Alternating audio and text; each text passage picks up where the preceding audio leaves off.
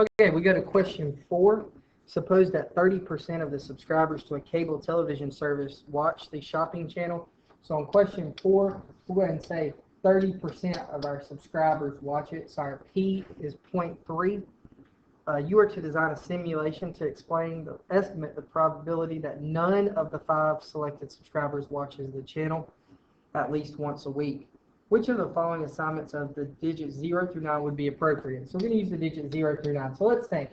The probability is 0.3, and we want 3 of those to watch, and we want 7 of those to not watch.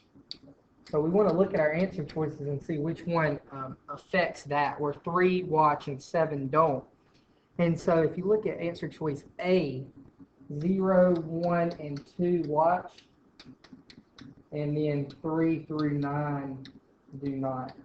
And that works with this problem, and that is your answer choice A there. We move on to number 5. It gives you a probability table in number 5. And in that probability table, it's now going to give us some questions. If each sweatshirt sells for $25, what is the expected daily total dollar amount? So basically, the probability table we will use to get the expected number of sweatshirts.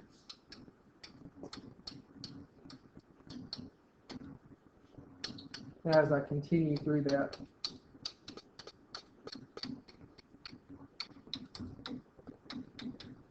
that will give us our expected number of sweatshirts there. And I'll give you a minute to do that calculation.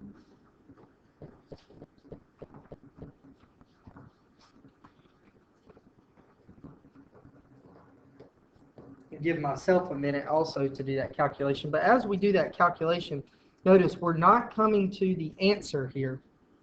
We are only coming to the expected number of sweatshirts. And I also could notice that I forgot to put the decimal on the 0.2 there.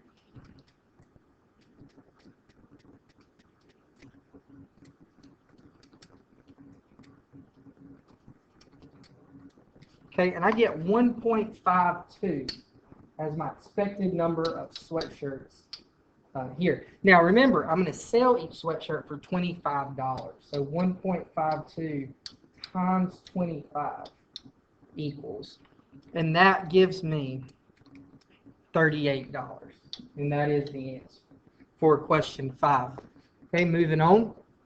We now go to question 7. Suppose that the distribution of a set of scores has a mean of 47 and a standard deviation of 14. If you add 4 to every score, what will happen? So adding and subtracting changes the mean.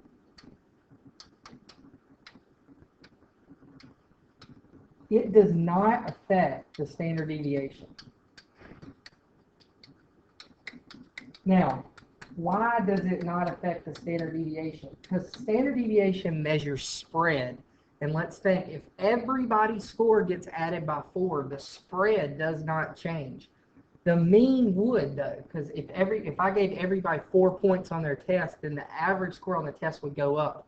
So the answer is A. The average score goes up by 4 to 51, but the standard deviation does stay the same at 14. And that was question 7. We move on to question 9. Says a volunteer for a mayor candidate's campaign periodically conduct polls to estimate the proportion of people in the city who are planning to vote for this candidate in the upcoming election. 2 weeks before the election, the volunteer plans to double the sample size. Now, why would you double your sample size? So the question I would pose here is, why increase sample size? And there's got to be a reason. And we know the answer that I can see all of you saying is, well, because you want more accurate results, okay? Well, more accurate results means what? Now, D is a common answer here. Decrease the variability in the population. But think about that. So obviously, if we want to increase the sample size, we're not talking about the population then. So we're still talking about just our sample. So that's why D is not correct. We're going to decrease the variability in our sample.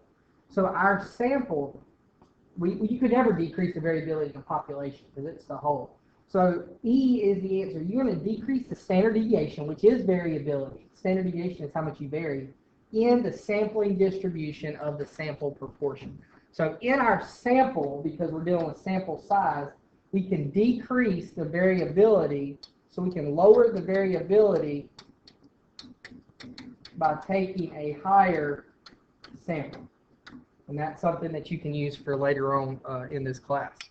Okay, we move on to question 14. You got two box plots here, and it basically says which of the following can these two data sets cannot be justified. And part D is the only one that absolutely cannot be justified. We have no idea how many points are on each box plot. Like the box plot gives us the 5-number summary, which is min, Q1, median, Q3, and max. But it does not tell us how many points we're talking about. So again, a box plot could be 5 points or it could be 100 points. It just gives us the 5-number summary of the points or the data we're talking about. It doesn't necessarily tell us how much data that there is. So that was the question there. And we can move on to 15. Question 15, we talk about a high school statistics class. They want to conduct a survey to determine what percentage of students in the school would be willing to pay a fee for participating in after-school activities. 20 students are selected, freshmen, sophomore, junior, and senior. This is an example of which type of sampling. Now, simple random sample would just be putting everybody's name into a hat, shuffling it, and picking out randomly. Convenient sample would be picking the easiest one. What's easy for you? So just picking the people in your class or the people that you sit beside of at lunch. A cluster would be just picking random people from different groups. And again, a cluster means that it is like a cluster. It's sampling, but it's like just from this lunch table, this lunch table. It's not splitting them up. Stratified is our groups. So anytime we talk about groups, grouping, you want to talk about stratified. So a stratified random sample means I've already split them up into groups, and then I'm taking a random sample from each group. Okay, systematic means I have a system, such as like I take the 4th person in line, or I take the 8th person in line, or I take the 6th person on the list in alphabetical order. So I have to have a system in place. Stratified just means I put them in groups based on where I think they need to go and get the answer. All right, question 16. Jason wants to determine how age and gender are related to political party preference. He stratifies them or groups them by gender and age group. He selects 50 men from 20 to 29 and records their age, gender, and party registration. He also selects 60 women from 40 to 49 and records theirs. What is the most important observation? He will be able to tell a difference in age or gender. He won't be able to tell if it's age or gender. Why? Because in one, he has 20 to 29, in the other, he has 40 to 49. And in one, he has men, and in the other, he has women. So he won't be able to tell if the difference in the two samples is because one was men and one was women, or if the difference in the two samples was because one was 20s and one were in the 40s. So that's going to be the struggle there. So if he wants to tell the difference between men and women, he needs to make them the same age. And if he wants to tell the difference between age, he needs to make them the same gender. So he won't be able to tell which is causing the issue. Question 17. The least squares regression line is y hat equals 16.6 plus 0.65 t. That is your least squares regression line. And it says which of the following is the residual for a 20-month-old child. So age is in months of a group of young children. So we want to see 20 months old, what is basically their predicted weight. So y hat equals 16.6 plus 0.65 times 20. So 20 is their years in months, or their age in months, and we can get that answer. And we get 29.6. would be their predicted weight in pounds. Now, they actually weigh 25. So if you remember, a residual is observed minus predicted. Okay? So we observed that they actually do weigh 25 pounds. Based on the equation, they were predicted to weigh 29.6. So the residual is a negative 4.6, which gives us B as our answer to 17. And we're moving on to question 20. Question 20. A small town employs 34 salaried non-union employees. Each employee receives an annual salary increase between $500 and $2,000 based on performance. Some employees are members of the political party, the rest are not. Students at the local high school form two lists, A and B, one for the raises that are granted to employees who are in the mayor's party, the other for raises granted to employees who are not in the mayor's party. They want to display a graph of the salary increases in the student newspaper that readers can use to judge whether the two groups of employees have been treated fairly. Which of the following is least likely to be useful to readers for this purpose? Okay, a scatter plot of B versus A.